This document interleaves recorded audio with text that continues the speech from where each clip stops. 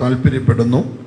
അല്പനേരത്തെ ചിന്തയ്ക്കായി ദൈവം നൽകിയിരിക്കുന്ന വചനം തുടർച്ചയായി വായിച്ചു വരുന്ന സങ്കീർത്തനം 76 അതിൻ്റെ 11-ാമത്തെ വാക്യം വായിച്ചു കേൾക്കാമല്ലോ. നിങ്ങളുടെ ദൈവമായ യഹോവയ്ക്ക് നേരുകയും നിവർത്തിക്കുകയും ചെയ്ത് അവന്റെ ചുറ്റുമുള്ള എല്ലാവരും ഭയങ്കരനായവനും കാഴ്ച കൊണ്ടുവരട്ടെ. മതി. ഇനിയുള്ള സമയം പ്രാർത്ഥനയോടെ ശ്രദ്ധയോടെ ദൈവസ്ഥലമായിരിക്കുവാൻ ദൈവനാമത്തിൽ ഓർമ്മിപ്പിക്കുന്നു. ഈ 2021 ആഗസ്റ്റ് മാസം 1-ാം തീയതി, ഈ മാസത്തിൻ്റെ 1-ാമത്തെ ദിവസം,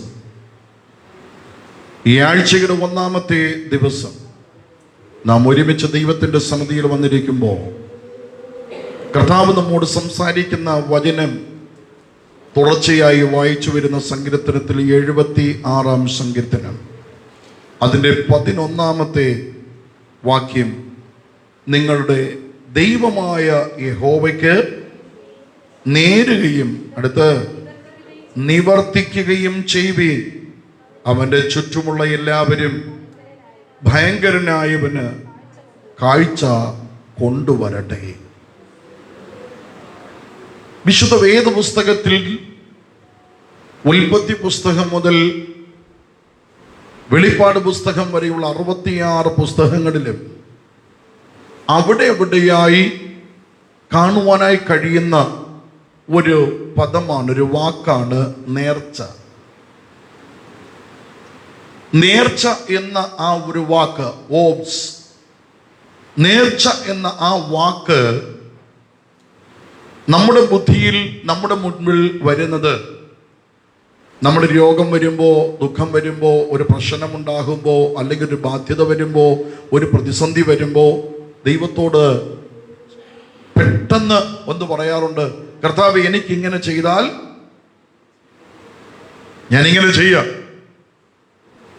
എന്ന് ദൈവത്തോട് പറയുന്ന ആ ഒരു വാക്കും അതിൻ്റെ പ്രവൃത്തിയുമാണ് നേർച്ചയായി നമ്മൾ ചിന്തിക്കുന്നത്.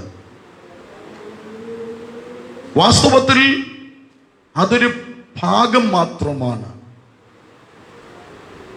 ഒരു പൊരുൾ, ഒരു ബൾബ് വാങ്ങിക്കുന്നതോ അല്ല മറ്റൊരു സാധനം വാങ്ങിക്കുന്നതോ, എന്തെങ്കിലും ദൈവത്തിൻ്റെ സന്നിധിയിൽ ഒരു വസ്തുവോ വകയോ അല്ലെങ്കിൽ ഒരു മൃഗത്തെയോ പക്ഷിയെയോ ഒക്കെ ദൈവത്തിൻ്റെ സന്നിധിയിൽ കൊണ്ടുപോയി വയ്ക്കുന്നത് അത് നേർച്ചയുടെ ഒരു ഭാഗമാണ്.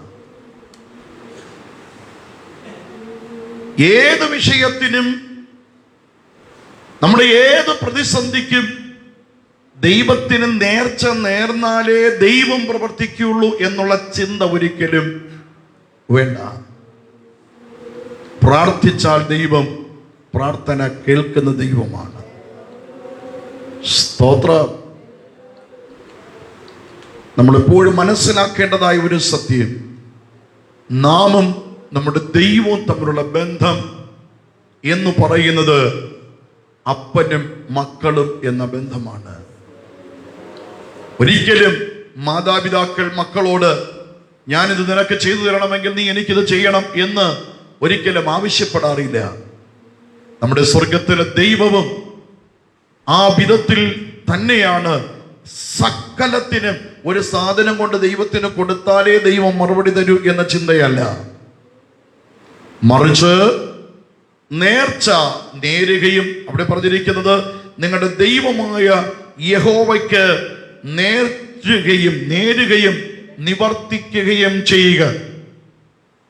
ആ നേർച്ച എന്ന് പറയുന്നത് മറ്റൊരു വാക്കിലേക്ക് ഞാൻ എടുക്കുവാൻ ആഗ്രഹിക്കുന്നു. സമർപ്പണവും ഒരു നേർച്ചയാണ്. സമർപ്പണം, ഡെഡിക്കേഷൻ. സമർപ്പണം ഒരു നേർച്ചയാണ്.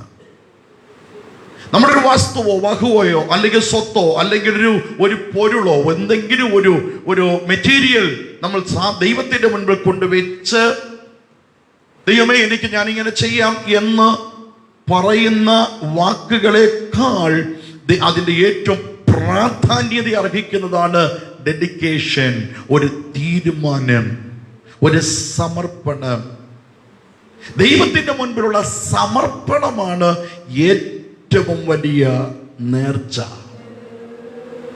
വചനം പറയുന്നു, നേരുക മാത്രമല്ല നിവർത്തിക്കുകയും ചെയ്യണം.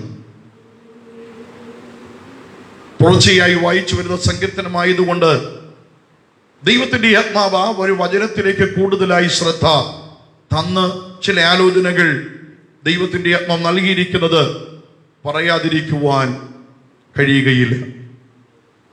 സഭാപ്രസംഗിയുടെ പുസ്തകം അതിന്റെ 5-ാം അധ്യായത്തിന്റെ 3 മുതൽ 6 വരെയുള്ള വാക്യങ്ങളിൽ പറഞ്ഞിരിക്കുന്നത്, സഭാപ്രസംഗിയുടെ പുസ്തകം 5-ാം അധ്യായം അതിന്റെ 3 മുതൽ 6 വരെയുള്ള വാക്യങ്ങൾ വായിച്ചേ. ദൈവത്തിന് നേർച്ച നേർന്നാൽ അതിന് നിവർത്തിപ്പാൻ താമസിക്കരുത്. മൂഢന്മാരിൽ ദൈവത്തിന് പ്രസാദമില്ല. നീ എന്തെങ്കിലും ദൈവത്തോട് നേർച്ച നേർന്നിട്ടുണ്ടെങ്കിൽ നേർന്നത് കഴിക്കാം. നേർന്നിട്ട് ആ നേർച്ച നിവർത്തീകരിക്കാതിരിക്കുന്നതിനേക്കാൾ നേരാതിരിക്കുന്നത് നല്ലത്. Price the Lord. ദൈവമക്കൾ മനസ്സിലാക്കേണ്ടതായ ഏറ്റവും വലിയൊരു സത്യം ഈ വചനത്തിന് ആസ്പദമായി ദൈവവചനത്തോടിൽ നിന്ന് പറയുവാൻ ആഗ്രഹിക്കുന്നത്, നേർന്നിട്ട് നിവർത്തിക്കാതിരിക്കുന്നതിനേക്കാൾ പിന്നെയോ നേരാതിരിക്കുന്നത് നല്ലത്. സ്തോത്രം. ദൈവത്തോടൊരു ഉടമ്പടി ചെയ്തു, ദൈവത്തോട് ഒരു വാക്ക് പറഞ്ഞ്, ദൈവത്തോട് ദൈവമേ ഞാൻ ഇങ്ങനെ ചെയ്യാം അങ്ങനെ ചെയ്യാം എന്ന് ദൈവത്തോട് പറയുകയും, ആ പറഞ്ഞ് നിങ്ങൾ ദൈവത്തോട് പറഞ്ഞ വാക്കാണ്, ദൈവം ആവശ്യപ്പെട്ടിട്ടുള്ള വാക്കല്ല. നിങ്ങൾ നിങ്ങളുടെ അത്യാവശ്യത്തിൽ, നിങ്ങളുടെ ദുഃഖത്തിൽ, നിങ്ങളുടെ വേദനയിൽ, നിങ്ങളുടെ രോഗത്തിൽ, നിങ്ങളുടെ ദുരിതത്തിൽ, നമ്മുടെ കഷ്ടതയിൽ എന്തോ ഒരു കാര്യസാധ്യത്തിന് വേണ്ടി ദൈവത്തോട് പറയുക, ദൈവമേ എൻ്റെ ദൈവം എനിക്ക് വേണ്ടി അത്ഭുതം ചെയ്താൽ ഞാൻ ഇങ്ങനെ ചെയ്യാം എന്ന് ദൈവത്തോട് നമ്മൾ പറയുകയും ദൈവം അതിന് കാര്യം സാധിപ്പിച്ചു തരികയും അടുത്ത് ദൈവത്തിന്റെ പ്രവൃത്തി നമ്മൾ കണ്ടതിന് ശേഷം പിന്നെ കണ്ണടച്ച് മിണ്ടാതെ ഞാനൊന്നും പറഞ്ഞിട്ടില്ല, ഞാനൊന്നും ചിന്തിച്ചിട്ടില്ല, ഞാനിത് അറിഞ്ഞിട്ടേ ഇല്ല എന്ന ഭാവത്തോടിരിക്കുന്നത് ദൈവത്തിന്റെ മുൻപിൽ വലിയ തെറ്റും പാപവുമാണ്. സ്തോത്രം. നിങ്ങളൊരു പക്ഷേ ഒരു ബൾബ് വാങ്ങിച്ചു വെക്കാം എന്ന് പറയുന്നത് കൊണ്ട് 50 അല്ലെങ്കിൽ 30 50 100 രൂപ അല്ലെങ്കിൽ 200 രൂപയ്ക്ക് ആ ഒരു ബൾബിനല്ല പ്രാധാന്യം. നിങ്ങൾ കൊടുക്കുന്ന ആ ബൾബല്ല വിഷയം, പിന്നെയോ നിങ്ങളുടെ വാക്കിനാണ് പ്രാധാന്യം. Price the Lord. നിങ്ങളുടെ ആനയെ കൊടുക്കാം, ഒരു പശുവിനെ കൊടുക്കാം, ഒരു ആടിനെ കൊടുക്കാം എന്ന് ദൈവത്തോട് പറയുമ്പോൾ ഇതിന്റെ എല്ലാം സൃഷ്ടി ഉടമസ്ഥൻ ആരാ? ദൈവമാണ്. ആ പശുവിനെ അല്ലെങ്കിൽ ആടിനെ അല്ലെങ്കിൽ ഒരു കോഴിക്ക് കുഞ്ഞിനെ അല്ലെങ്കിൽ അതിൻ്റെ ഏതെങ്കിലും ഒരു ജീവന്റെ ഉറവിടം എന്ന് പറയുന്നത് സർവശക്തിയുള്ള ദൈവമാണ്. ഏതെങ്കിലും ഒരു ജീവന്റെ ഉൽപ്പത്തി എന്ന് പറയുന്നത് സ്വർഗത്തിലെ ദൈവമാണ്. ദൈവം ജീവൻ കൊടുത്തത് കൊണ്ട് മാത്രമാണ് ഈ ഒരു ഏകകോശ ജീവിയായ അമീമ മുതൽ ഇങ്ങോട്ടുള്ള നീല തിമിംഗലം വരെയുള്ള എല്ലാ ജീവനുകളും ജീവിച്ചു നിൽക്കുന്നത്. സ്തോത്രം. അപ്പൊ ദൈവത്തിന് ഉടമസ്ഥനായ, സൃഷ്ടി ഉടമസ്ഥനായ ദൈവത്തിന് നമ്മൾ പറയും ഞാനിങ്ങനെ ചെയ്യാം, ഞാനിത് ചെയ്യാം എന്ന് പറയുകയും അത് ചെയ്യാതിരിക്കുകയും ചെയ്യുന്നത് പാപമാണ്. സ്തോത്രം. ഇതൊരു മെറ്റീരിയൽ ആയിട്ടുള്ള വസ്തുക്കളും അല്ലെങ്കിൽ ഏതെങ്കിലും ഒരു പൊരുളായി ദൈവത്തിന്റെ മുൻപിൽ അർപ്പിക്കുന്ന അർപ്പണം അത് പോകട്ടെ. ഇത് പറഞ്ഞു വരുമ്പോൾ നിങ്ങളുടെ ഹൃദയത്തിന്റെ ഉള്ളിന്റെ ഉള്ളറയിൽ എത്ര വർഷങ്ങൾക്ക് മുൻപെങ്കിലും, എത്ര വർഷമായാലും നിങ്ങൾ ഏതെങ്കിലും ഒന്ന് ദൈവത്തിന്റെ മുൻപിൽ ഞാനിതിങ്ങനെ ചെയ്യും, ദൈവത്തോട് ഞാൻ ഇത് ചെയ്യും എന്ന വാക്ക് പറഞ്ഞിട്ടുണ്ടെങ്കിൽ മരിക്കുന്നതിന് മുൻപ്, മരണകാലത്തിന് മുൻപ് അത് ചെയ്തിരിക്കണം. സ്തോത്രം. എന്തോ ആകട്ടെ, നിങ്ങൾ ഏതുമാകട്ടെ, ആരുമാകട്ടെ, ഈ ഒരു ദൈവത്തോടൊരു തീരുമാനം എന്തെങ്കിലും പറഞ്ഞിട്ടുണ്ടെങ്കിൽ അത് ദൈവത്തിന്റെ മുൻപിൽ നിവർത്തിക്കുവാൻ താമസിപ്പിക്കരുത്. സ്തോത്രം, സ്തോത്രം. 1-ാം തീയതിയായി ദൈവത്തിന്റെ ആത്മാവ് നൽകുന്ന സന്ദേശം ആർക്കും ഇഷ്ടപ്പെടുന്നതല്ല. പക്ഷെ ഇഷ്ടപ്പെട്ടാലും ഇഷ്ടപ്പെട്ടില്ലെങ്കിലും ദൈവത്തിന്റെ പരിശുദ്ധാത്മാവ് ഒരു കാര്യത്തെ അറിയിച്ചു കഴിഞ്ഞാൽ, അതിനെ പറഞ്ഞു കഴിഞ്ഞാൽ അറിയിക്കേണ്ടതിന്റെ ഉത്തരവാദിത്വം ദൈവത്തിന്റെ ദൂതുവാഹികളുടെ ഉത്തരവാദിത്വമാണ്. ഏറ്റെടുക്കുവാൻ തയ്യാറുണ്ടെങ്കിൽ അതിനെ സ്വീകരിക്കുവാൻ തയ്യാറുണ്ടെങ്കിൽ സ്വീകരിച്ച് അതിന്റെ നന്മകളിലേക്കും അനുഗ്രഹത്തിന്റെ പാതകളിലേക്കും ഇറങ്ങിച്ചെല്ലുവാൻ ദൈവം നിങ്ങൾക്ക് കൃപ നൽകുമാറാകട്ടെ. കരങ്ങൾ ഉയർത്തി ദൈവത്തിന് സ്തോത്രം ചെയ്യാം. Price the Lord. ഒന്നാമതായി പറഞ്ഞത്, ഏതെങ്കിലും ഒരു വസ്തു എന്ന് പറഞ്ഞാൽ ഈ ഒരു സാധനം, ഏതെങ്കിലും ഒരു ജീവൻ, ഏതെങ്കിലും ഒരു പൊരുൾ, ഇന്ന സാധനം ഞാൻ ദൈവത്തിന്റെ മുൻപിൽ വയ്ക്കാം എന്നൊക്കെ പറയുന്നത് നിവർത്തിക്കുക. രണ്ടാമതായി ഇന്ന് പകൽക്കാലത്ത് ദൈവത്തിന്റെ ആത്മാവിൽ നൽകുന്ന ഒരു ആലോചന ഇതാണ്: നമ്മെ സമർപ്പിച്ചിരിക്കുന്ന സമർപ്പണം. ആ സമർപ്പണത്തിൽ നിന്ന് വ്യതിചലിച്ചാൽ ദൈവത്തിന്റെ മുൻപിൽ വലിയൊരു പാപമാണ്. Price the Lord. റോമർക്കെഴുതിയ ലേഖനം 12-ാം അധ്യായം അതിന്റെ 1-2 വാക്യങ്ങൾ വായിക്കുമ്പോൾ നമുക്കറിയാവുന്ന വചനമാണ്.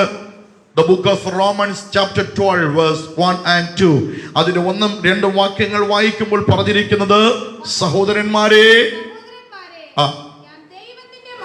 ഞാൻ ദൈവത്തിന്റെ മനസ്സലിവ് ഓർപ്പിച്ച് നിങ്ങളെ പ്രബോധിപ്പിക്കുന്നത് ബുദ്ധിയുള്ള ആരാധനയായി നിങ്ങളുടെ ശരീരങ്ങളെ ജീവനും വിശുദ്ധിയും ദൈവത്തിന് പ്രസാദമുള്ള യാഗമായി സമർപ്പിപ്പീൻ. ഈ ലോകത്തിന് അനുരൂപരാകാതെ നന്മയും പ്രസാദവും പൂർണ്ണതയുമുള്ള ദൈവഹിതം ഇന്നതെന്ന് തിരിച്ചറിയേണ്ടതിന് മനസ്സ് പുതുക്കി രൂപാന്തരപ്പെടുക. ആമേൻ.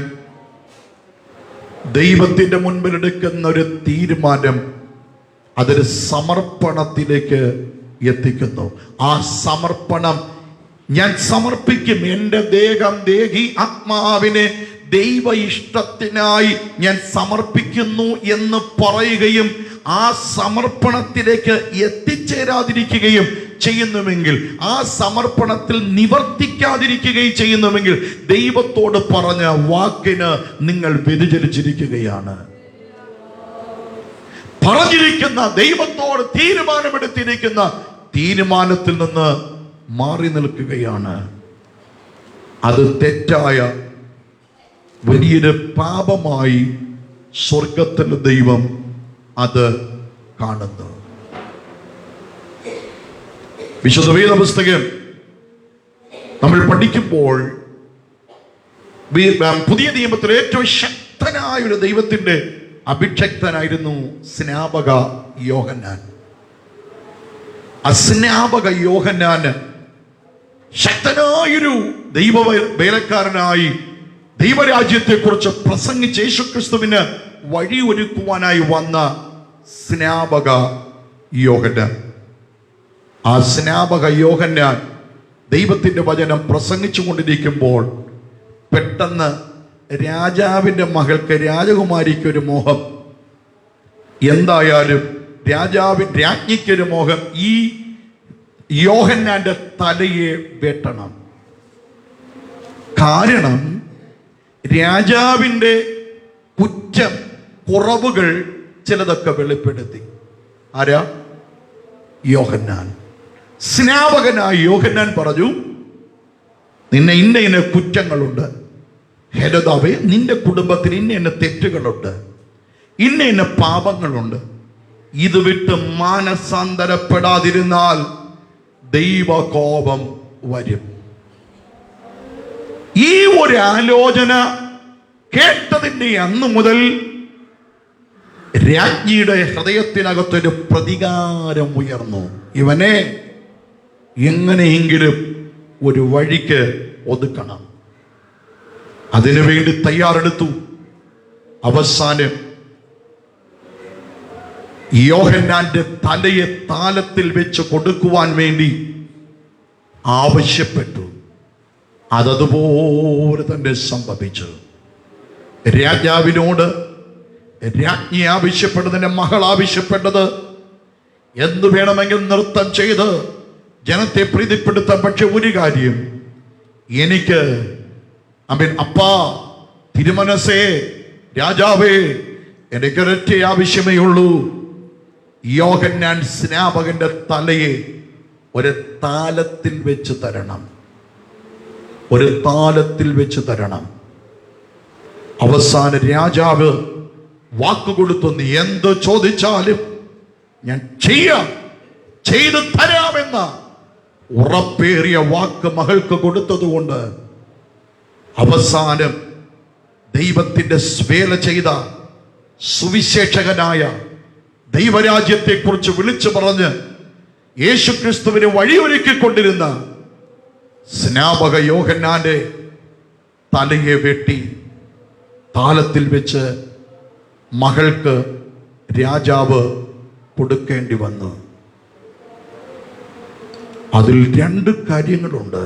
ഒന്ന്, ഒരു ദുഃഖകരമായ സംഭവം, ഒരു വേദനിപ്പിക്കുന്ന സംഭവം യോഹന്നാന്റെ ജീവിതത്തിൽ അത് സംഭവിക്കുകയാണ്. അറിയുന്നവർക്കും കേൾക്കുന്നവർക്കും കാണുന്നവർക്കും വലിയൊരു ദുഃഖമാണ്. ഒരു അഭിഷക്തന്റെ തലയെ ഒരു പാത്രത്തിൽ, ഒരു താലത്തിൽ വെച്ച് ചോദിക്കുക എന്ന് പറയുന്നത് ഏറ്റവും ദുഃഖകരമായൊരു സംഭവം. ആമേൻ. എന്നാൽ അടുത്തൊരു കാര്യം, രാജാവ് ആ ഒരു കാര്യത്തിൽ, ആ രാജാവ് ചെയ്ത ആ ഒരു കാര്യത്തിലേക്ക് കടന്നു വരുവാൻ ആഗ്രഹിക്കുന്നു.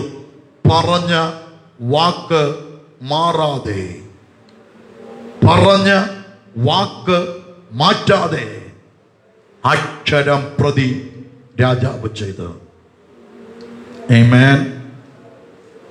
മാനുഷികമായി, ലോകപരമായി ഇങ്ങനെ അവർ ചെയ്യുവാൻ തയ്യാറാകുന്നുവെങ്കിൽ ദൈവത്തിന്റെ മക്കളോട് ഈ മാസം 1-ാം തീയതി പറയുവാൻ പരിശുദ്ധാത്മാവ് ദൈവം നൽകുന്നൊരു സന്ദേശമുണ്ട്.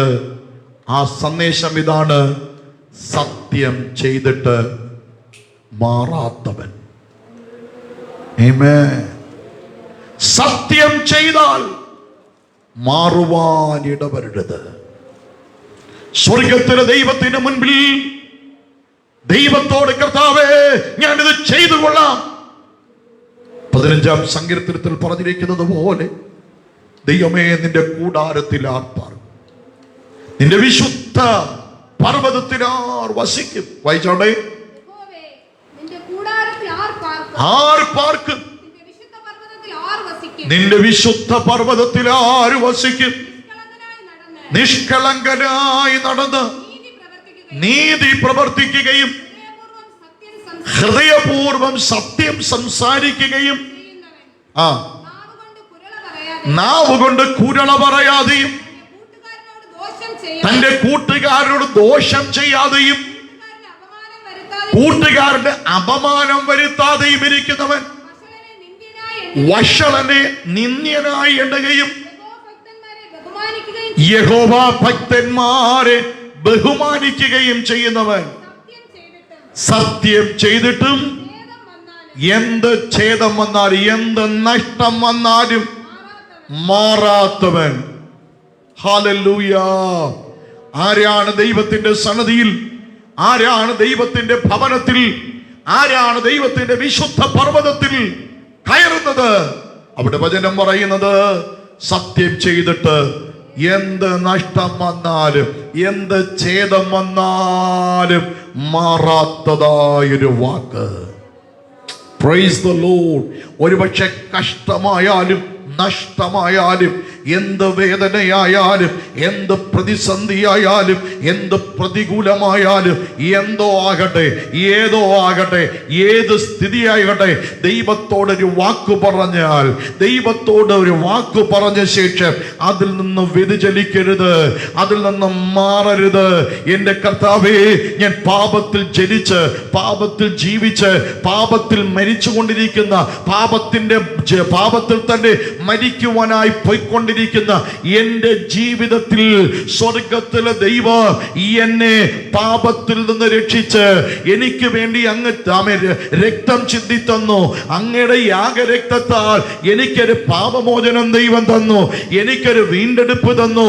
എന്നെ അങ്ങയുടെ മകനാക്കി തീർത്തു, എന്നെ അങ്ങയുടെ മകളാക്കി തീർത്തു, എന്നെ അങ്ങയുടെ മക്കളാക്കി തീർത്തു, അവകാശികളും കൂട്ടവകാശികളുമാക്കി തീർത്തു, സ്വർഗീയ ഭവനത്തിന്റെ ഓഹരിക്കാരായി തീർത്തു, സ്വർഗീയ ഭവനത്തിന്റെ അവകാശികളാക്കി ഞങ്ങളെ തീർത്ത് ഇത്രത്തോളം ദൈവത്തിന്റെ മക്കളാക്കി തീർത്തിരിക്കുകയാൽ എന്ത് നഷ്ടം വന്നാലും, എന്ത് കഷ്ടം വന്നാലും ഞാൻ അങ്ങേ വിട്ട് മാറുകയില്ല. സ്തോത്രം, സ്തോത്രം, സ്തോത്രം. ദൈവത്തോട് പ്രാർത്ഥനയോടെ ഇരുന്നാടെ, ദൈവത്തോട് പ്രാർത്ഥനയോടെ ഇരുന്ന് ഈ വചനത്തെ സ്വീകരിച്ചാടെ ദൈവസന്നിധിയിൽ എടുത്തിരിക്കുന്ന തീരുമാനത്തെ വിട്ട് എന്ത് നഷ്ടം വന്നാലും മാറുവാൻ പാടില്ല. സ്തോത്രം. സ്വർഗത്തിലെ ദൈവം നോക്കുന്നൊരു വിഷയമാണിത്. ഞാൻ നിങ്ങളും എന്താ ചെയ്യുന്നത്? പലപ്പോഴും മനുഷ്യരാകൊണ്ട് മാറാറുണ്ട്. അങ്ങോട്ടൊന്ന് ഇങ്ങോട്ടൊന്ന് ചാഞ്ഞു പോകുന്ന ഒരു അനുഭവം ഉണ്ടാകും. ഇതല്ല സ്വർഗത്തിൽ ദൈവം ആഗ്രഹിക്കുന്നത്. ദൈവത്തിന്റെ മുൻപാകെ നേർച്ച നീ നേർന്നാൽ നിവർത്തിപ്പാൻ താമസിക്കരുത്. Praise the Lord. കർത്താവായ യേശു ക്രിസ്തുവിനെ രക്ഷകനും കർത്താവുമായി സ്വീകരിച്ച്, പ്രൈസ് ദി ലോർഡ്, കർത്താവ് രക്ഷകനുമായി സ്വീകരിച്ച് പിതാവിന്റെയും പുത്രന്റെയും പരിശുദ്ധാത്മാവിന്റെയും നാമത്തിൽ സ്നാനം കഴിക്കാമെന്ന്, സ്നാനപ്പെടാമെന്ന് ദൈവത്തിന് മുൻപാകെ ഒരു തീരുമാനമെടുത്ത ശേഷം നാളെയാകട്ടെ, കുറെ ദിവസങ്ങൾ കഴിയട്ടെ, കുറച്ചു നാൾ കഴിയട്ടെ എന്ന് പറഞ്ഞ് പറഞ്ഞ് പറഞ്ഞ് പറഞ്ഞ് നാളുകൾ നീട്ടിക്കൊണ്ടിരിക്കുമ്പോ സ്വർഗത്തിലെ ദൈവത്തോടെടുത്ത തീരുമാനത്തിൽ നിന്ന് നീ അംഗീകരിക്കാതെ അനുസരിക്കാതെ ദൈവത്തെ വിട്ട് അകന്നു പോകുകയാണ്. സ്തോത്രം, സ്തോത്രം. അടുത്തൊരു തീരുമാനം, വിശുദ്ധിയോടുള്ള ജീവിതം, ദൈവത്തോട് ചേർന്നൊരു ജീവിതം, ഒരു വിശുദ്ധമായ ജീവിതത്തിന് ഞാൻ എന്നെ സമർപ്പിക്കുന്നു എന്ന് പറഞ്ഞ ശേഷം ആ ഒരു വിശുദ്ധമായ ജീവിതത്തിനായി ഏൽപ്പിച്ചു കൊടുക്കാതെ അശുദ്ധമായ ജീവിതം നയിച്ചു കൊണ്ടിരിക്കുന്നുവെങ്കിൽ സ്വർഗത്തിലെ ദൈവത്തോടെടുത്ത തീരുമാനത്തിൽ നിന്നും നിന്റെ സമർപ്പണത്തിൽ നിന്നും മാറ്റം സംഭവിച്ചിരിക്കുകയാണ്. ഇന്ന് പകൽക്കാലം ദൈവത്തിന്റെ വചനം ദൂരദേശങ്ങളിൽ ഇരുന്നുകൊണ്ടും അടുത്തിരുന്നും കേൾക്കുന്ന ദൈവമക്കളോട് വിളിച്ചു പറയുവാനായി ദൈവത്തിന്റെ ആത്മം നൽകുന്ന സന്ദേശം ഇതാണ്: സമർപ്പണത്തെ ഒന്ന് പുതുക്കുക. നിങ്ങളുടെ ദേഹം, ദേഹി, ആത്മാവിനെ ഒന്നുകൂടെ ദൈവഹിതത്തിനായി ഏൽപ്പിച്ചു കൊടുക്കുക. അതാണ് റോമാലേഖനം 12:2 വാക്യത്തിൽ പറഞ്ഞിരിക്കുന്നത്. സ്തോത്രം. നേരത്തെ നമ്മൾ വായിച്ചു കേട്ടു, ദൈവഹിതത്തിന് വേണ്ടി മനസ്സൊന്ന് പുതുക്കി ഒന്ന് രൂപാന്തരപ്പെടണം. ഒന്ന് മനസ്സ് പുതുക്കി രൂപാന്തരപ്പെടണം. ഒന്ന് വായിച്ചോണ്ട വാക്യം. ഈ ലോകത്തിന് അനുരൂപരാകാതെ നന്മയും പ്രസാദവും പൂർണ്ണതയുമുള്ള ദൈവഹിതം ഇന്നതെന്ന് തിരിച്ചറിയേണ്ടതിന് മനസ്സൊന്ന് പുതുക്കണം. സഹോദര, പ്രിയ സഹോദരിയെ, മനസ്സൊന്ന് പുതുക്കണം. കഴിഞ്ഞ കാലങ്ങളിൽ ഇരുന്നതുപോലെ, കഴിഞ്ഞ ദിവസങ്ങളിൽ ഇരുന്നതുപോലെ പ്രാർത്ഥനാ ജീവിതമില്ലാതെ, ആത്മീയ ജീവിതമില്ലാതെ, ആരാധനയുടെ അന്തരീക്ഷമില്ലാതെ നിനക്ക് ഇഷ്ടമുള്ള വഴിയിലേക്ക്, ഇഷ്ടമുള്ള രീതിയിൽ, ഇഷ്ടമുള്ള ഇടത്ത്, ഇഷ്ടമുള്ളതുപോലെ പോയിട്ട് സ്വർഗത്തിലെ ദൈവം എന്നോട് കൂടെയുണ്ട് എന്ന് പറഞ്ഞുകൊണ്ട് ഏതൊരു തരത്തില് ദൈവം അംഗീകരിക്കത്തില്ല എന്ന സന്ദേശം ഈ പകൽക്കാലം ദൈവത്തിന്റെ അപ്പ തരികയാണ്. ദൈവത്തെ വിട്ട് അകന്നു പോകുന്നവരെ ഇത് ഓർത്തുകൊള്ളുവീൻ. ഇന്ന് പകൽക്കാലം ഇവിടെ ഇരിക്കുന്ന പല കുടുംബങ്ങൾ, പല പല വ്യക്തികൾ, നിങ്ങൾ പിന്നിലേക്ക്, ജീവിതത്തിന്റെ പുറകിലേക്ക് ഒന്ന് നോക്കണം. ദൈവത്തോടെടുത്ത തീരുമാനത്തിൽ നിന്ന് ഉറച്ചു നിൽക്കാൻ കഴിയുന്നുണ്ടോ? ദൈവത്തോടൊരു തീരുമാനം പറഞ്ഞു, ഭാര്യ പറഞ്ഞിട്ട് സ്നാനപ്പെട്ടതല്ല, ഭർത്താവ് പറഞ്ഞിട്ട് സ്നാനപ്പെട്ടതല്ല. നിങ്ങളൊരു തീരുമാനത്തോടെ ദൈവത്തോടൊരു വാക്കു പറഞ്ഞ് പിതാവിന്റെയും പുത്രന്റെയും പരിശുദ്ധാത്മാവിന്റെ നാമത്തിൽ മുഴുകൽ സ്നാനം സ്വീകരിച്ച ശേഷം ദൈവത്തെയും മറന്ന്, ദൈവത്തിന്റെ വചനത്തെ മറന്ന്, ദൈവത്തിന്റെ കൽപ്പനകളെ മറന്ന് ഈ ദൈവവുമായ ഒരു ബന്ധമില്ലാത്ത ജീവിതം നയിച്ച വ്യക്തികൾ ഏതെല്ലാം വേദനകളിലൂടെ കടന്നുപോയി എന്നുള്ള കാര്യം മറന്നു പോകരുത്. ദൈവം ശാസിക്കുകയും ശിക്ഷിക്കുകയും ചെയ്യും. ദൈവത്തോടൊരു വാക്ക് പറഞ്ഞ് നേർച്ച നേർന്നുവെങ്കിൽ അതിൽ ഉറച്ചു നിൽക്കണം. നിങ്ങളുടെ ബൾബ് വാങ്ങിക്കൊടുക്കാമെന്നതല്ല, അത് ദൈവത്തിന് ആവശ്യമില്ല. നിങ്ങളൊരു ആനയെ വാങ്ങിച്ചു കൊടുക്കാം, അതും ദൈവത്തിന് ആവശ്യമല്ല.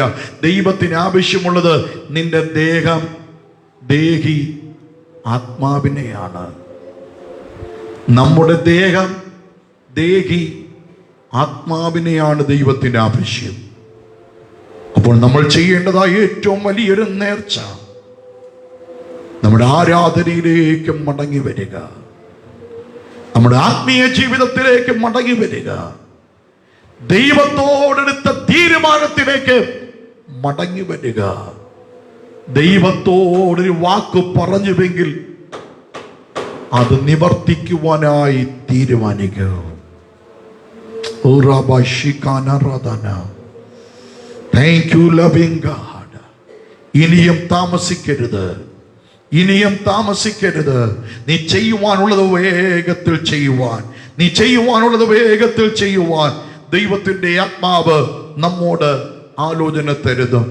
ആവർത്തന പുസ്തകം 23-ാം അധ്യായം അതിന്റെ 21 മുതൽ 23 വരെയുള്ള വാക്യങ്ങൾ വായിക്കുമ്പോൾ ആ 3 വാക്യങ്ങളിൽ പറയപ്പെട്ടിരിക്കുന്ന ഒരു കാര്യമുണ്ട്. ആവർത്തന പുസ്തകം 23-ാം അധ്യായം അതിൽ 21 മുതൽ 23 വരെയുള്ള വാക്യങ്ങൾ. Deuteronomy chapter 23 verses 21 to 23 വായിച്ചാട്ടെ. നിന്റെ ദൈവമായ യഹോവയ്ക്ക് നേർച്ച നേർന്നാൽ അത് നിവർത്തിപ്പാൻ താമസം വരുത്തരുത്. അങ്ങനെ ചെയ്താൽ നിന്റെ ദൈവമായ യഹോവ നിന്നോട് ചോദിക്കും, അത് നിങ്ങൾക്ക് പാപമായിരിക്കും. ആമേൻ. ആരംഭത്തിലേ പറഞ്ഞു വരുന്നൊരു വാക്കിതാണ്, ഈ ദൈവത്തോടൊരു നേർച്ച നേർന്നിട്ട് നിവർത്തിക്കാതിരുന്നാൽ അത് പാപമാണ്. അങ്ങനെ വചനമുണ്ടോ? അതൊരു ചോദ്യ ഹൃദയത്തിൽ ഉണ്ടായിക്കൊണ്ടിരുന്നില്ലേ? അപ്പോഴാണ് ദൈവത്തിന്റെ ആത്മ നൽകുന്നത്. ആവർത്തന പുസ്തകം the book of Deuteronomy chapter 23 verses 21, 22, 23 ഈ 3 വാക്യങ്ങളിലും ദൈവത്തിന്റെ ആത്മ പറയുന്നത്, നീ ദൈവത്തോടൊരു നേർച്ച നേർന്നാൽ, ദൈവത്തോടൊരു വാക്കു പറഞ്ഞാൽ അതിനെ നിവർത്തിക്കാൻ താമസിക്കരുത്. താമസിച്ചാൽ ദൈവം എന്ത് ചെയ്യും? ദൈവം ചോദിക്കും. ദൈവം, ആർക്കും ബൈബിളില്ല, ആരും ആ വാക്യം കണ്ടില്ല. ദൈവം ചോദിക്കും. കാര്യം എന്താ ദൈവം ചോദിക്കുന്നത്? വാസ്തവത്തിൽ ദൈവമല്ല പറഞ്ഞത്, എടാ നീ എനിക്കൊരു പശുവിനെ വാങ്ങിച്ചതാ, എന്നാ നിന്റെ രോഗം സൗഖ്യമാക്കാമെന്ന് ദൈവം പറഞ്ഞോ? നീ ഒരു ആടിനെ വാങ്ങിച്ചു തന്നാലേ ഞാൻ നിന്നെ സൗഖ്യമാക്കുള്ളൂ എന്ന് വചനം പറഞ്ഞിട്ടുണ്ടോ? നീ എനിക്ക് 1 ഏക്കർ വസ്തു തന്നാലേ ഞാൻ നിന്നെ അനുഗ്രഹിക്കൂ ദൈവം പറഞ്ഞോ? ഇല്ല. നമ്മളാ പറഞ്ഞത്, കർത്താവേ എൻ്റെ ഈ ആപത്തിൽ, എൻ്റെ ഈ രോഗത്തിൽ, എൻ്റെ ഈ കഷ്ടതയിൽ എനിക്ക് ദൈവം ഇങ്ങനെ ചെയ്താൽ, എൻ്റെ രോഗസൗഖ്യമാക്കിയാൽ, എൻ്റെ പ്രശ്നത്തിന് പരിഹാരം തന്ന കർത്താവേ, ഞാൻ ഇങ്ങനെ ചെയ്യാം. ഞാൻ ഒരു ആട് വാങ്ങാം, ഞാൻ വാങ്ങിച്ചു കൊടുക്കാം. ഞാൻ ഒരു കോഴി വാങ്ങിച്ചു കൊടുക്കാം. അല്ലെങ്കിൽ ഞാൻ കെട്ടിടം പണിത് കൊടുക്കാം. ഞാൻ വസ്തു കൊടുക്കാം. ഞാൻ അത് ചെയ്യാം, ഇത് ചെയ്യാം എന്ന് നമ്മൾ പറയുന്നതാണ്. ആമേൻ. നിവർത്തിക്കാതിരുന്നാൽ ആരാ തെറ്റുകാര്? ദൈവമാണോ? ദൈവമാണോ? അല്ല. ആരാ തെറ്റ്? നമ്മളാ. ഇതാര് ചോദിക്കും? ദൈവം ചോദിക്കും. എടാ, നീ അന്ന് ഇങ്ങനെ പറഞ്ഞു, ഇത്ര വർഷത്തേക്ക് മുമ്പേ നീ എന്നെ നോക്കി ഇങ്ങനെ പറഞ്ഞു, ദൈവമേ ഞാൻ ഇങ്ങനെ ചെയ്യാം എന്ന് പറഞ്ഞു, ഞാൻ നിനക്ക് വേണ്ടി ചെയ്തു തന്നു. പക്ഷെ നീ ചെയ്തില്ല. കാരണം എന്തെന്നറിയാമോ? ഒരു പക്ഷേ ചിലപ്പോഴൊക്കെ ചിലരൊക്കെ ചിന്തിക്കുന്ന അങ്ങനെയാ. സ്തോത്രം, 1000 രൂപ അല്ലെങ്കിൽ 10,000 രൂപ അല്ലെങ്കിൽ ഞാൻ കുറച്ച് സാധനം എന്തെങ്കിലും കൊണ്ടുവന്ന് എന്തെങ്കിലും കൊണ്ടുവന്ന് ഈ മേശപ്പുറത്ത് വെച്ച് കഴിഞ്ഞാൽ, ഈ ഓഫറിംഗ് ബോക്സിനകത്ത് ഇട്ട് കഴിഞ്ഞാൽ ഇത് ആര് കൊണ്ടുപോകും? ആര് കൊണ്ടുപോകും? പാസ്റ്റർ കൊണ്ടുപോകും. അതുകൊണ്ട് ഞാൻ കൊടുക്കുകയില്ല. വേണ്ട. ഇതാർക്കാ കുഴപ്പം? പാസ്റ്റർമാർക്കാണോ കുഴപ്പം? ഒരിക്കലുമില്ല. ഇതിന്റെ നഷ്ടം ഒരു ദിവസം ദൈവം ചോദിക്കും. ഇതിന്റെ കണക്കൊരു ദിവസം ദൈവം ചോദിക്കും. നീ ഇന്ന വാക്ക് എന്നെ നോക്കി പറഞ്ഞിട്ട് മനുഷ്യന് കൊടുക്കുന്നു എന്ന് ചിന്തിച്ച് നീ കൊടുത്തില്ല, എന്തുകൊണ്ട് എന്ന് ദൈവം ഇത് ചോദിക്കുന്നൊരു ദിവസമുണ്ട്. മറുപടി പറഞ്ഞേ പറ്റൂ. അവരവർ മറുപടി പറഞ്ഞേ പറ്റൂ. കാരണം വേദപുസ്തകം പറയുന്നു, നീ നേർച്ച നേർന്നിട്ട് നിവർത്തിക്കാൻ താമസിക്കരുത്. നീ അത് നിവർത്തിക്കാതിരുന്നാൽ ദൈവം നിന്നോട് കണക്ക് ചോദിക്കും. മാത്രമല്ല, നിനക്കൊരു പാപമായിരിക്കും. ചിലർക്ക് പറയും, ഞാൻ ഒരു പാപവും ചെയ്യുന്നില്ല. പക്ഷെ ഇതകത്ത് ഒരു പാപമായി ഇങ്ങനെ അകത്ത് ക്രമിച്ചുകൊണ്ടേയിരിക്കും. ഇന്ന് പകൽക്കാലം നമ്മുടെ ജീവിതത്തിൽ ഒരു മാനസാന്തരം, മനസ്സ് പുതുക്കി ഒന്ന് രൂപാന്തരപ്പെടേണ്ടതിന്റെ ആവശ്യമുണ്ട്. ആമേൻ. മലാക്കിയുടെ പുസ്തകം 1-ാം അധ്യായം അതിലെ 14-ാമത്തെ വാക്യം കൂടെ വായിച്ചാട്ടെ. മലാക്കി പുസ്തകം 1-ാം അധ്യായം അതിന്റെ 14-ാമത്തെ വാക്യം ഒന്ന് വായിച്ചാട്ടെ. 1-ാം അധ്യായം 14-ാം വാക്യം.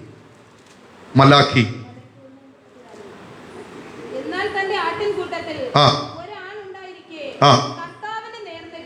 ഒരു ആട്ടിൻകൂട്ടത്തിൽ കർത്താവിന് നേർന്നിട്ട്, ആട്ടിൻകൂട്ടി ഇഷ്ടംപോലെ, ആടുകളൊക്കെ ഇഷ്ടം പോലെ ഉണ്ട്. എന്നാൽ ദൈവത്തിന് നേർച്ച നേർന്നു. അടുത്ത് കർത്താവിന് നേർന്നിട്ട് ഊനമുള്ള ഒരു തള്ളയെ യാഗം കഴിക്കുന്ന വഞ്ചകൻ. ആരാത്? അങ്ങനെ ചെയ്യുന്നവൻ ആരാ? വഞ്ചകൻ മാത്രം. അങ്ങനെയുള്ള വഞ്ചകൻ ശപിക്കപ്പെട്ടവനാ. എന്താ അതിന്റെ അർത്ഥം? ധാരാളം ആടുകൾ, ആരോഗ്യമുള്ള നല്ല ചുടുചുടുപ്പുള്ള ആടുകൾ നിൽക്കുമ്പോ, കഴിഞ്ഞ ദിവസം ഞങ്ങളൊരു പാസ്റ്റർ വീട്ടിൽ പോയി. അവിടെ ചെന്നപ്പോ ഒരു കുഞ്ഞാട് നിൽക്കുന്നു.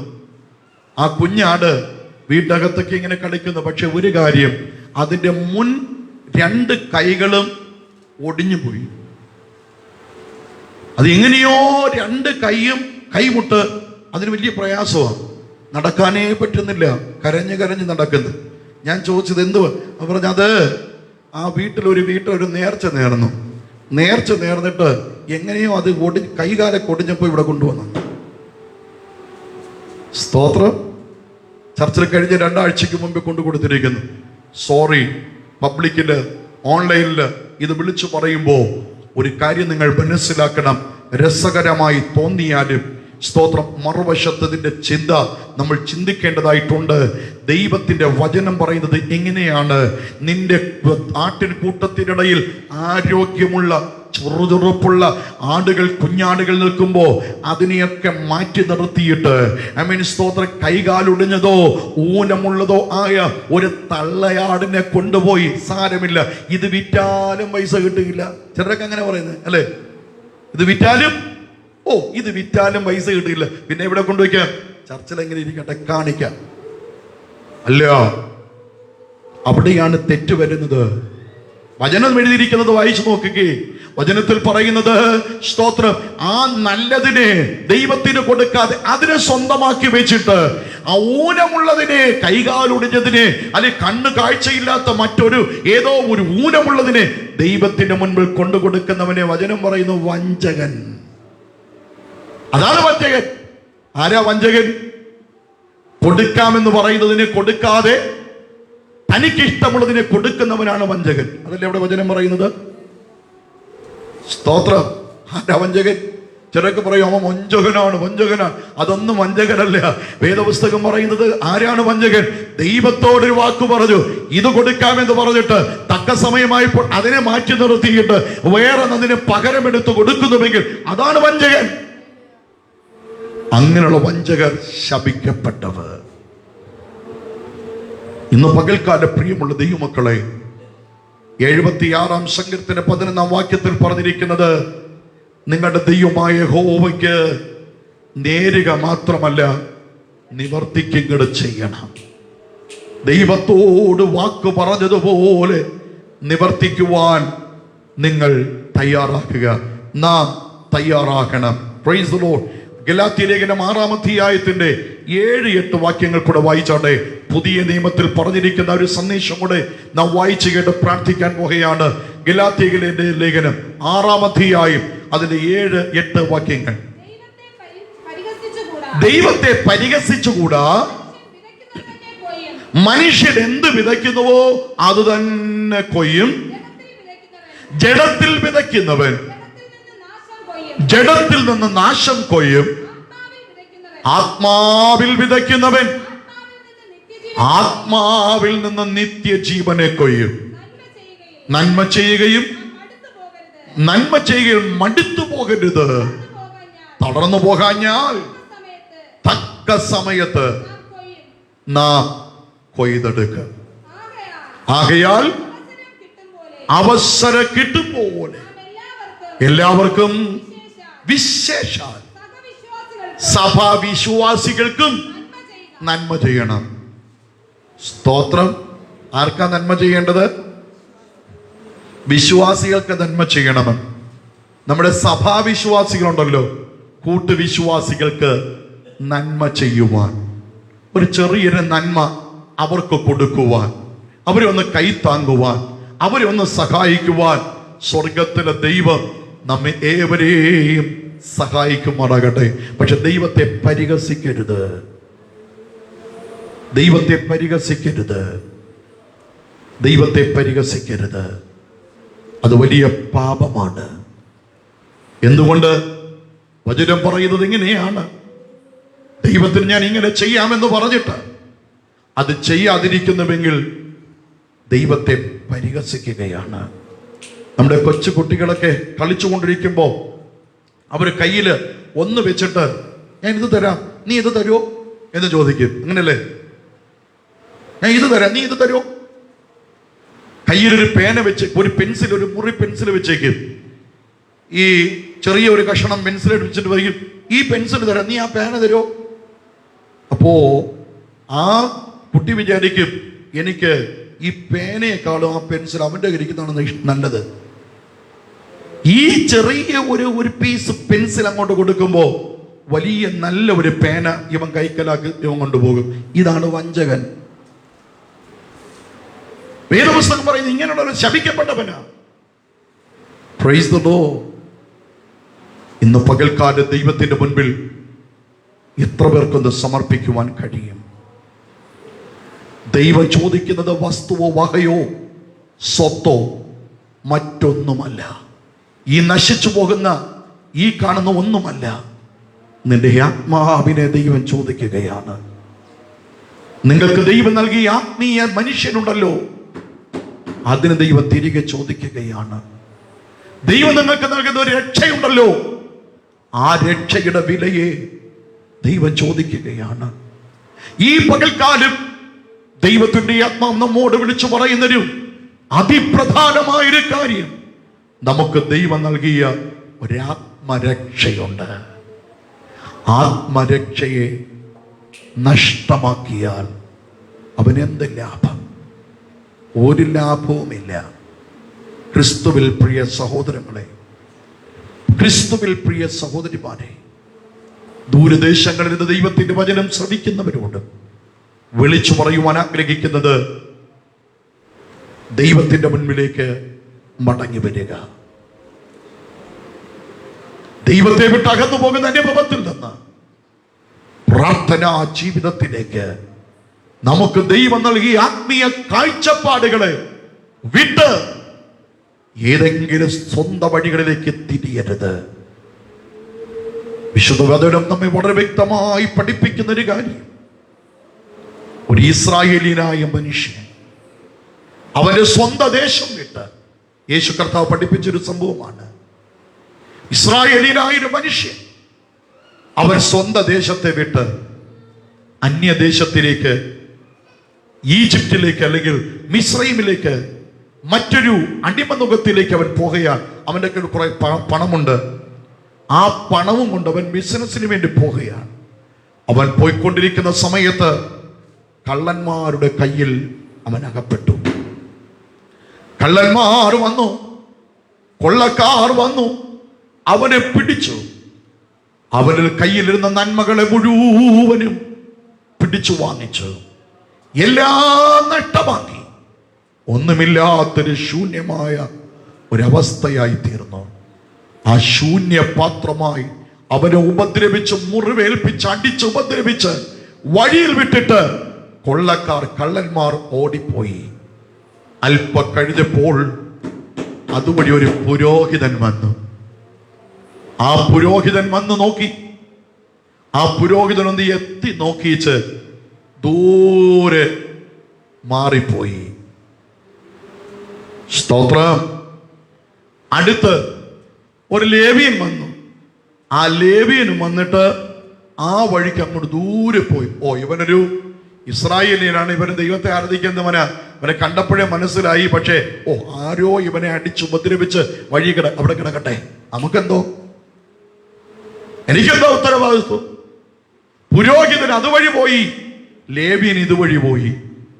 അല്പം കഴിഞ്ഞപ്പോൾ ഒരു ശമരിയാക്കാരൻ വന്നു. വാസ്തവത്തിൽ ശമരിയാക്കാർക്കും യഹൂദന്മാർക്കും തമ്മിൽ ഒരു സമ്പർക്കവുമില്ല, ഒരു ബന്ധവുമില്ല. അവർ ഒരിക്കലും അടുക്കുകയില്ല, അടുത്തൊരിക്കലും സഹകരിക്കത്തുമില്ല. യോഹന്നാൻ 4-ാം അധ്യായത്തിൽ വായിക്കുമ്പോ യഹൂദന്മാർക്കും ഈ ഇസ്രായേൽ ഈ ശമരിയർക്കും തമ്മിൽ ഒരു കണക്ഷനുമില്ല. യഹൂദന്മാർ അവരുടെ ഈ ശമരിയ പട്ടണത്തിൽ കാല് വയ്ക്കുക പോലുമില്ല, അവർ നടക്കുക പോലുമില്ല. അങ്ങനെ ഇരിക്കുന്ന, ഒരു ബന്ധവുമില്ലാതെ കിടന്ന് ആ ശമരിയാക്കാരൻ ആ വഴിക്ക് വന്നു. ആ വഴിക്ക് വന്നപ്പോൾ ശമരിയാക്കാരൻ നോക്കി, അയ്യോ, എന്റെ മാംസത്തിന്റെ മാംസവും എന്റെ രക്തത്തിന് രക്തവും എന്റെ ജീവന് ജീവനുമായിരിക്കുന്ന ഒരു സഹോദരൻ ഇതാ ആപത്തിൽ കിടക്കുന്നു. ഓടിച്ചെന്ന ശമരിയാക്കാരൻ ചെന്നു അവനെ പിടിച്ചെഴുന്നേൽപ്പിച്ചു. അവന് വെള്ളമെടുത്ത് അവനെ കുടിപ്പിച്ചു. അവന്റെ വീഞ്ഞും എണ്ണയും കയ്യിലെടുത്തു. മുറിവുകളെല്ലാം തുടച്ച് വൃത്തിയാക്കി, സ്തോത്രം, എല്ലാം വെച്ച് കെട്ടി അവനെ നന്നായി ട്രീറ്റ്മെന്റ് ചെയ്തു. എന്നിട്ട് അവന്റെ വാഹന മൃഗത്തിലേക്ക് അവനെ കയറ്റിയിരുത്തി നേരെ സത്രത്തിലേക്ക് കൊണ്ടുപോയി. സത്രത്തിൽ കൊണ്ടുപോയി അവനെ ഏൽപ്പിച്ചിട്ട് പറഞ്ഞു, ഞാൻ ഇപ്പോ ഒരു ദൂരെ യാത്രയ്ക്ക് പോയിക്കൊണ്ടിരിക്കുകയാണ്. ഈ മനുഷ്യനെ നിങ്ങളുടെ കയ്യിൽ ഫലമേൽപ്പിക്കുന്നു. ഇവന് ആവശ്യമുള്ളതൊക്കെ നിങ്ങൾ കൊടുക്കണം. അതിനു വേണ്ടിയ പണം ഇതാ എന്ന് പറഞ്ഞ് ആ സത്രത്തിന് കാശും കൊടുത്തു, പണവും കൊടുത്തിട്ട് ഇതിൽ കവിഞ്ഞ് എന്തെങ്കിലും ഉണ്ടെങ്കിൽ ഞാൻ മടങ്ങി വന്ന് നിങ്ങൾക്ക് തന്നുകൊള്ളാം എന്ന ഒരു വാക്ക് കൊടുത്തേച്ച് ആ ശമരിയാക്കാരൻ നേരെ അവന്റെ വഴിക്ക് പോയി. കർത്താവ് ചോദിച്ചു, ഇതിൽ ആരാണ് ദൈവത്തെ സ്നേഹിക്കുന്നവൻ? ആരാണ് ദൈവ പൈതൽ? ആരാണ് ദൈവം അംഗീകരിക്കുന്നവൻ? പ്രിയമുള്ള സഹോദരങ്ങളെ, അവൻ അതുവഴി പോയവനും ഇതുവഴി പോയവനുമല്ല.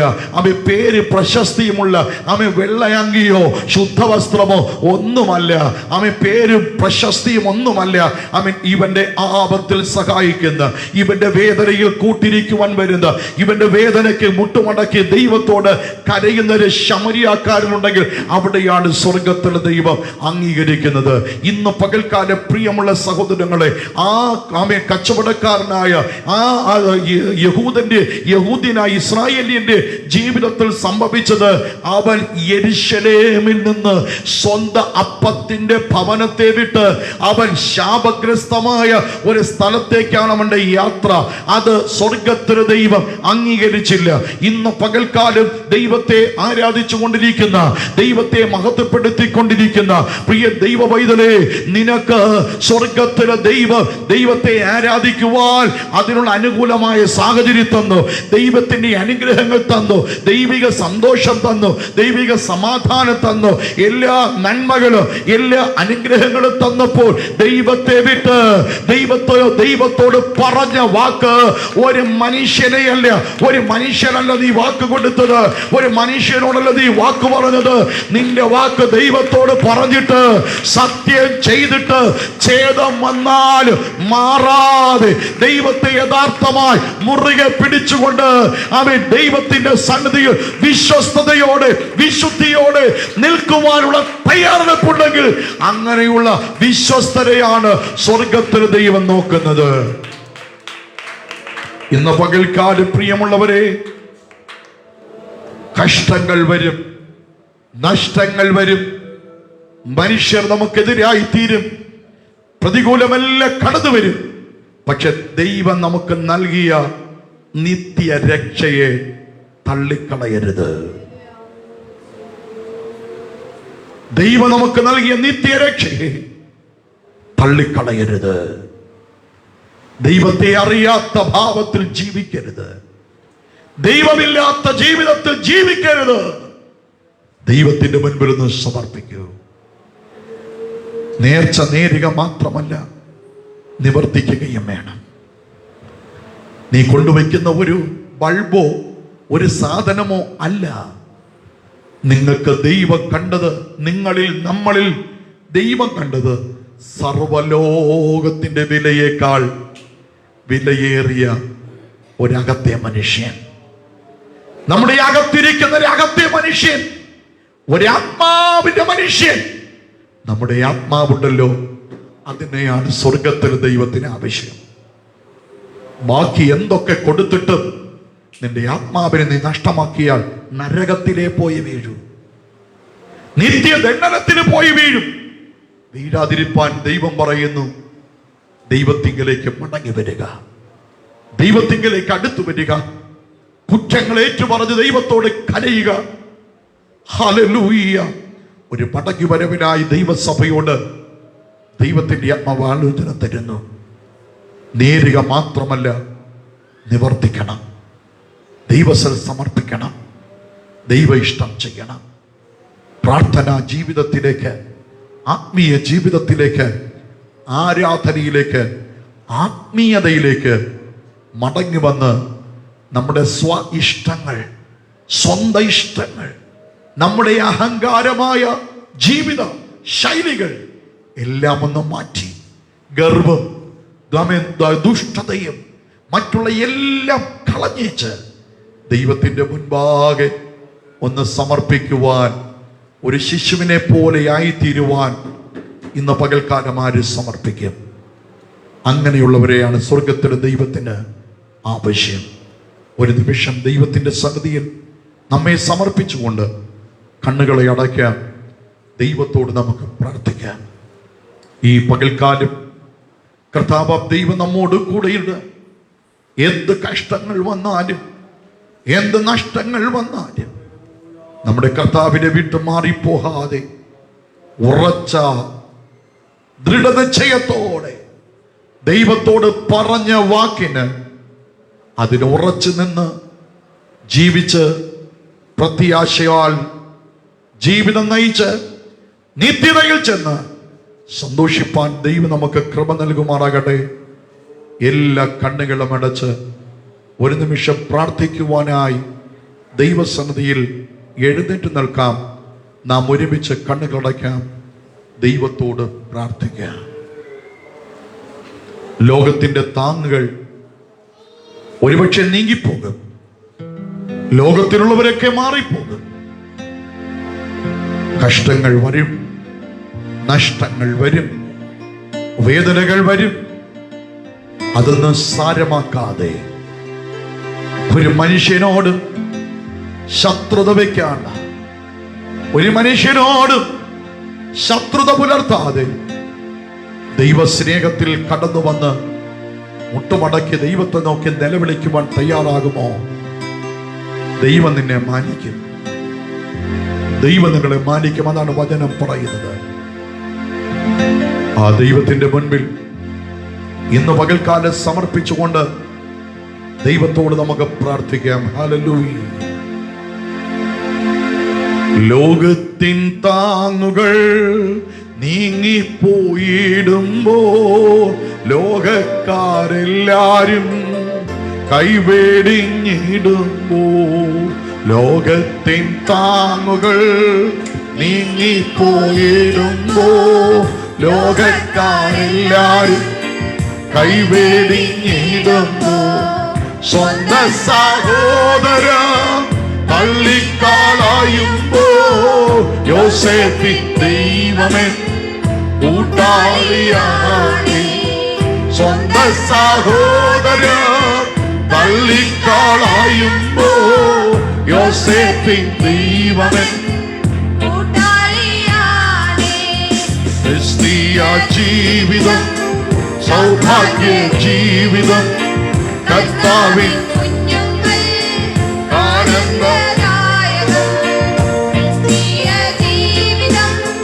സൗഭാഗ്യ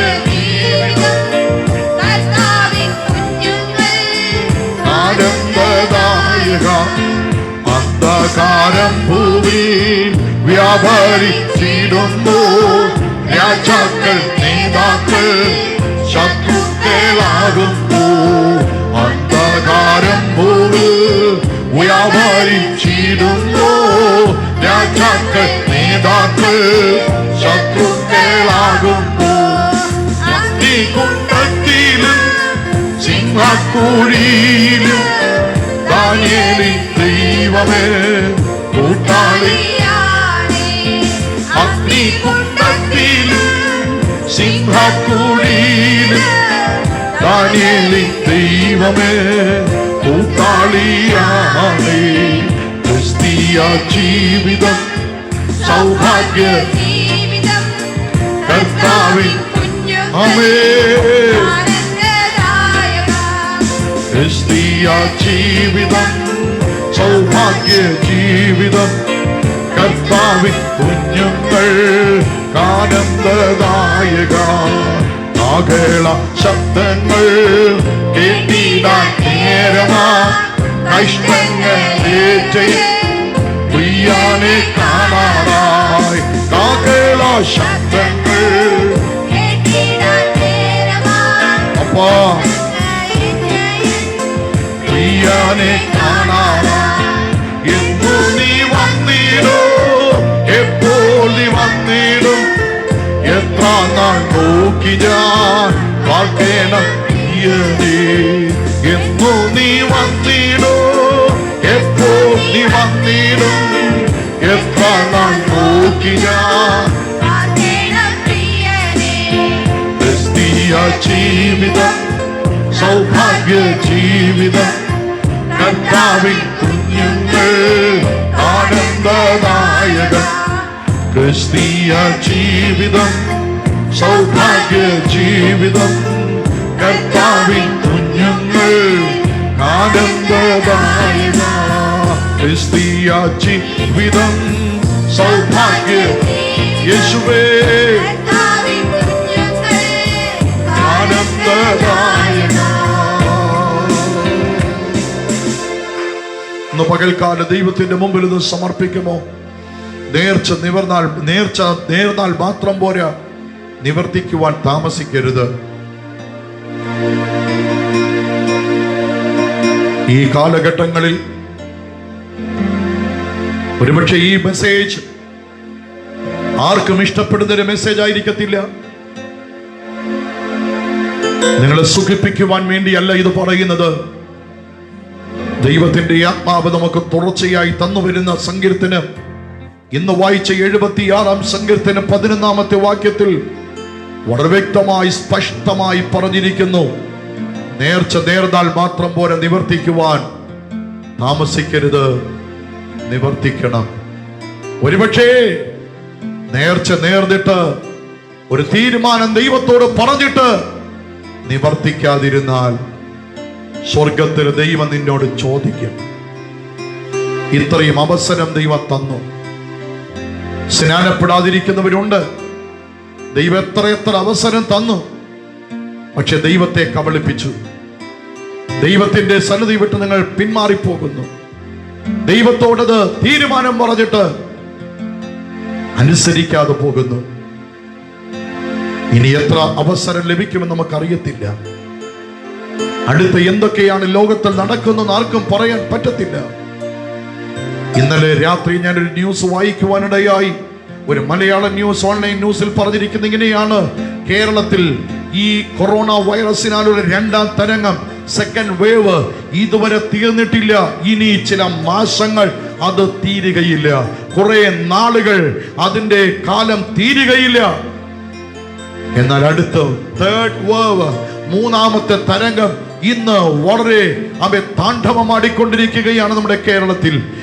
ഇന്ത്യയിൽ 2 സ്റ്റേറ്റുകൾ, മഹാരാഷ്ട്രയും കേരളത്തിലുമാണ് ഏറ്റവും അധികമായി ഇന്ന് വൈറസ് ബാധിക്കപ്പെട്ടുകൊണ്ടിരിക്കുന്നത്. വൈറസിനാൽ ആൾക്കാർക്ക് രോഗബാധിതരായി തീർന്നുകൊണ്ടിരിക്കുന്നത്. അടുത്ത് ആർക്കാണ് സംഭവിക്കുമെന്ന് ആർക്കും പറയുവാൻ പറ്റത്തില്ല. എനിക്കാണോ നിങ്ങൾക്കാണോ എന്ത് സംഭവിക്കുമെന്ന് ആർക്ക് പറയുവാൻ പറ്റത്തില്ല. അതൊന്ന് സംഭവിക്കുന്നതിന് മുൻപ്, ഏതെങ്കിലും ഒരു വേദന വരുന്നതിന് മുൻപ് ദൈവ ഇഷ്ടത്തിനായി സമർപ്പിച്ച് ഒന്ന് മടങ്ങി വരുവാൻ മനസ്സുണ്ടോ? വിട്ടുകളയേണ്ടത് വിട്ടുകളഞ്ഞ്, അന്വേഷിക്കേണ്ടത് ഇനി അന്വേഷിച്ച് ദൈവകൃപ അനുഭവിക്കുവാനുള്ള സന്മനസ്സുണ്ടോ? ഒരു നിമിഷം അങ്ങനെ സന്മനസ്സുണ്ടെങ്കിൽ ദൈവത്തിന്റെ മുൻപിൽ സമർപ്പിച്ചുകൊണ്ട് ദൈവത്തോട് കരഞ്ഞാട്ടെ. കണ്ണുകളടയ്ക്കാം. എല്ലാ കുഞ്ഞുങ്ങളും എല്ലാ മുതിർന്നവരും ഒരുപോലെ ദൈവത്തോട് പ്രാർത്ഥിക്കാം. സ്നേഹമുള്ള ദൈവമേ, ഇന്ന് പകലിൽ എന്നെ ഞാൻ സമർപ്പിക്കുന്നു. എന്റെ ജീവിതത്തിൽ അനേക കുറവുകളുണ്ട്. ഞാൻ അനേക തീരുമാനം ദൈവത്തോട് പറഞ്ഞിട്ടുണ്ട്. പക്ഷെ അതൊന്നും ചെയ്യാൻ കഴിയാതെ, അനുസരിക്കുവാൻ കഴിയാതെ ഞാൻ മറന്നുപോയതുണ്ട്. ഞാൻ മറന്നുപോയതുമുണ്ട്. മാത്രമല്ല, ഞാൻ മനുഷ്യനെ നോക്കി, അവരെയും ഇവരെയും നോക്കി ഞാൻ ചെയ്യാതിരിക്കുകയാണ്. എന്നോട് ക്ഷമിക്കണം. ഞാൻ ദൈവത്തോട് എൻ്റെ കൈ ഉയർത്തി തൊഴുകയോടെ ഞാൻ പറഞ്ഞു, ഞാൻ ഇങ്ങനെ ചെയ്യും, ഞാൻ ഇങ്ങനെയൊക്കെ കൊടുക്കും, ഞാൻ ഇതൊക്കെ ചെയ്യും. പക്ഷേ എനിക്ക് സാധിച്ചില്ല. ഞാൻ രക്ഷിക്കപ്പെടും, സ്നാനപ്പെടും, ഞാൻ അഭിഷേകം പ്രാപിക്കും, ഞാൻ വിശുദ്ധ ജീവിതം ചെയ്യും, അതൊക്കെ പറഞ്ഞു. പക്ഷെ സാധിച്ചില്ല.